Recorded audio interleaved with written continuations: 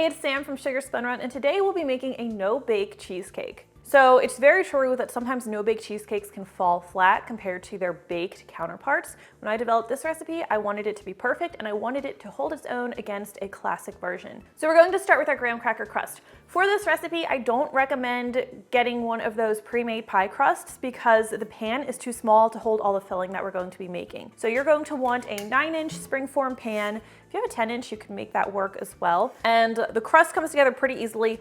We need 1.5 cups of graham cracker crumbs to start. I believe this is 170 grams. Now, if you do not have graham cracker crumbs, I know not all countries carry them, you can use digestive biscuits instead. Those will work. We're also going to add a little bit of sugar to the crust. This is going to help hold it together. We're going to add 2 tablespoons of granulated sugar, and I like to add 1 tablespoon of firmly packed light brown sugar as well. The brown sugar, if you don't have it, don't feel like measuring it out, you can use granulated, but I like the subtle depth of flavor it adds. So I'm just going to stir this together, break up any lumps from that brown sugar. All right, and then we're going to add our butter. So I have some melted butter here. It's actually started to re-solidify. Let me make sure it's still liquidy enough. And you don't want the butter to be super hot because it could make your crust a little soggy if it is. So this one has cooled for a bit. And this is 7 tablespoons or 100 grams of melted butter. You can measure it before melting, of course. And I'm using salted butter today. So I'm going to use my fork just to kind of claw these ingredients together, get that butter well distributed, and I'll just do this until all of the crumbs are nicely moistened. This will be what holds our crust together. And once this looks like moistened and sandy, we can drop it right into our springform pan. And again, I'm using a 9-inch springform pan. We'll press it evenly into the bottom of the pan and up the sides. It doesn't need to go all the way up the sides, but you do want it to go up a bit. A measuring cup or a clean glass with straight up and down sides works really well for doing this. Of course, you could use your hands if you prefer. This is a no-bake recipe. We do not need to bake the crust either. We're just going to set it aside while we make our filling, and as the butter cools down completely, the crust will sort of solidify a bit, and then it will continue to solidify as it sits in the fridge. There's no baking, but there is a fair bit of chilling required. All right, let's set this aside carefully. Don't want my crust to crumble because it's still a little delicate right now.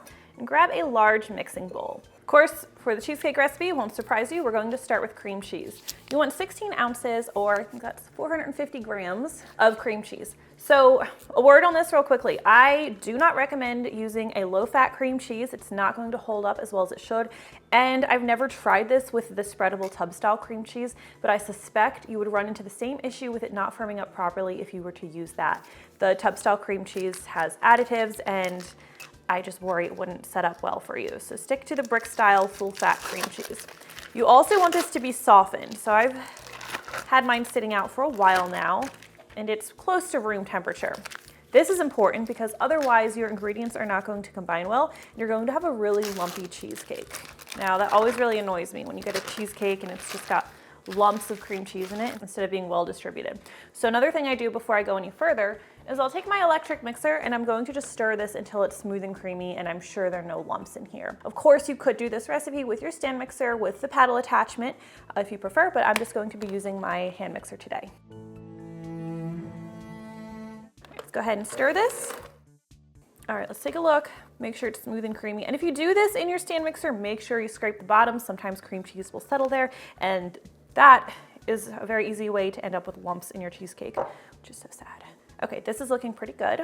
All right, let's add our powdered sugar. So I'm going to add this into the bowl. This is 1 cup or 125 grams. And let's stir in the sugar until that's nice and smooth. And once it is nicely combined, we're going to add a teaspoon of vanilla extract. This is my homemade vanilla. Oops, over ambitious there. Love those vanilla bean flecks. I say it every time, but I really do love them. We're also going to add 2 teaspoons of lemon juice. This isn't to make the cheesecake taste like lemon. It's just to really add to that tanginess that you would get in a classic baked cheesecake. Just adds a nice depth of flavor. Stir this in. And then finally, we'll stir in a bit of sour cream. If you've made any of my cheesecakes before, you know I am really big on using sour cream. This is very important for depth of flavor. Have you ever had like a flat cheesecake where you bite into it and it's like, where's the flavor? Probably didn't use sour cream. So this is a 1/3 cup or 75 grams. And I usually do like to let this sit out for a bit too, so it's at least close to room temperature. That's going to help everything incorporate nicely. All right. Quick check, make sure everything's well combined, no lumps. some sugar on the side there. We'll get that all mixed in. It's just a great dessert option if you don't want to turn on the oven, or maybe it's a holiday and you're using the oven for other things. Really love this. Okay, we're going to slide this out of the way. We're not quite done yet. Grab yourself another mixing bowl, and I'm going to swap out my beaters for some clean ones in just a minute. And the next thing we're going to be doing is whipping some heavy cream. This is going to give our cheesecake body and structure and make it nice and sliceable when you go to cut into it. You're going to need 1.5 cups of heavy cream, heavy whipping cream, or double cream. Mine's in the fridge, let me grab that. And I keep it in the fridge until the last minute because I really do want it to be nice and cold.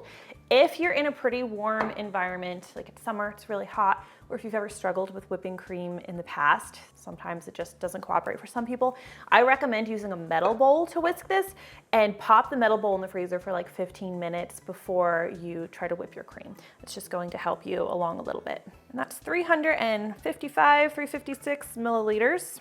And for the cream to whip it, I usually start on low speed and then I'll gradually increase the speed to high and whip until I have stiff peaks. Of course, I will show you what this looks like.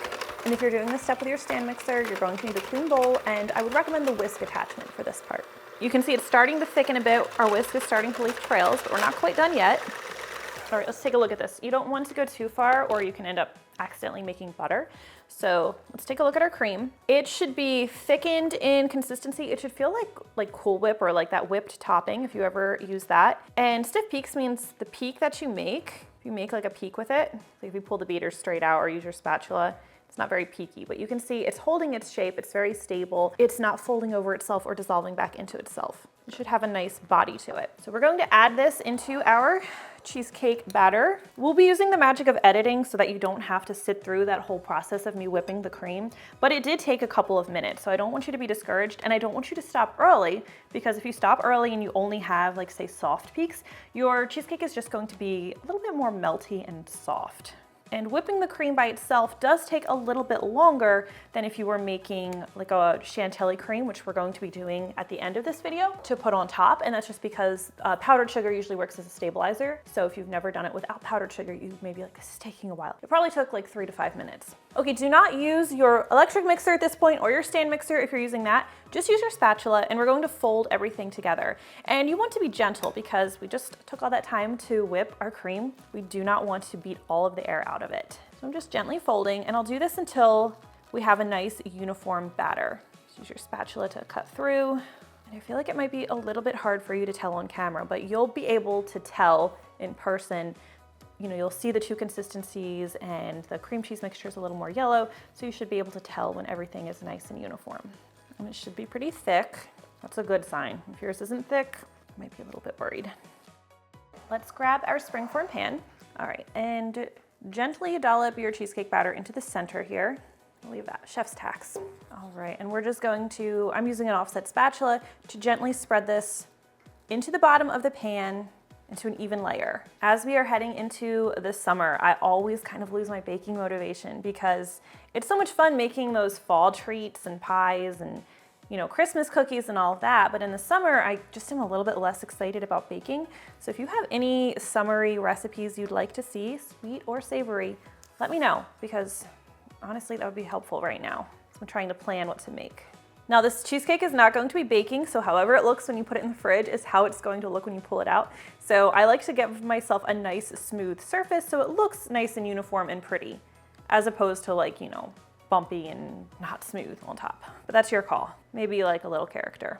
All right, so no baking involved, but there is a chill time required, which isn't really a big deal because you still need to chill a baked cheesecake. So this is going to have to go in the fridge. It's going to need to sit for a minimum of 4 hours. I actually prefer at least 6 hours, and usually I just make it the day before and let it sit in the fridge overnight. Now I do have one I prepped last night. Let me go ahead and grab that, and we're going to make a really quick and easy chantilly cream, whipped cream topping. All right, here is my cheesecake that I prepped yesterday. Now I really like to put whipped cream topping on this cheesecake. I feel like it adds a little extra something and it comes together really easily. You should already have all the ingredients, so let's make this real quickly. You just need 3/4 cup or 177 milliliters of cold cream. Again, heavy cream, whipping cream, or double cream will work here. Same tips about the cold metal bowl apply here. And we're going to add 1/4 cup or 25 grams of powdered sugar.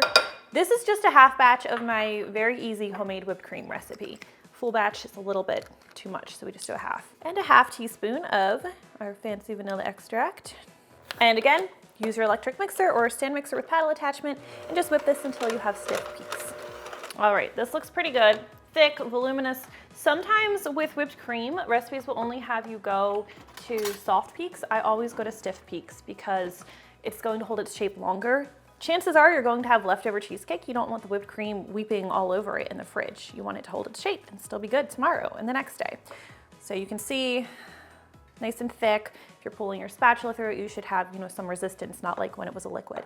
And this was a little bit quicker than the last cream we whipped. It probably took like 2 minutes, maybe 3 minutes. You could just dollop the whipped cream on top if you want. I like to be a little fancier. I'm going to use this is an 846 piping tip.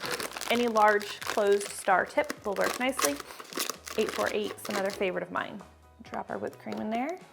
And then for serving the cheesecake, I always keep it in the springform pan. I serve it on the springform pan. And then when I'm done serving it, the collar just goes back on the springform pan.